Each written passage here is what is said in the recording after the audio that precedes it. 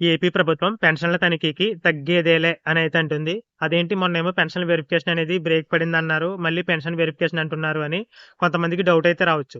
ఇంతకుముందు pension verification అనేది తాత్కాలికంగా ఎందుకు ఆపేశారంటే, అప్పుడు ముఖ్యమంత్రి ఆదేశాలు లేకుండానే సర్పధికారులు సొంతంగా నిర్ణయం తీసుకున్నారు. అప్పుడు అసలు ఏం జరిగిందంటే, ముఖ్యమంత్రి ఆదేశాలొచ్చేసి ఎవరైతే వికలాంగ పెన్షన్ పొందుతున్న వారున్నారో వారిలో అనర్హులను గుర్తించి వారికి పెన్షన్ అనేది తొలగించాలని ముఖ్యమంత్రి ఆదేశం. కానీ సర్పధికారులు ఫాలో అయిన రూల్ ఏంటంటే, వారి దగ్గర ఉన్న డేటాను బేస్ చేసుకొని అన్ని రకాల పెన్షన్లు అంటే అన్ని కేటగిరీల పెన్షన్లలో ఎవరైతే అనర్హులుగా గుర్తించారో వారందరికీ కూడా నోటీసులు జనరేట్ చేయడం కోసం గ్రౌండ్ లెవెల్‌లో ఉన్న సిబ్బందికి పేర్లయితే పంపించారు. అందుకోసమే అప్పుడు బ్రేక్ అయితే పడింది. ప్రెజెంట్ వచ్చేసి అధికారులతో మళ్ళీ ముఖ్యమంత్రి సమీక్ష అయితే నిర్వహించారు. ఆ సమీక్షలో పెన్షన్ల వెరిఫికేషన్‌కి సంబంధించి మరోసారి చర్చ అయితే జరిగింది. ముఖ్యమంత్రి గారి ఆదేశాలు ఏంటంటే, వికలాంగుల కేటగిరీలో ఎవరైతే పెన్షన్ పొందుతున్నారో వారికి ముందుగా వెరిఫికేషన్ చేసి అందులో అనర్హులను గుర్తించాలని. అంటే మనం గత వీడియోలో చెప్పుకున్నాం కదా!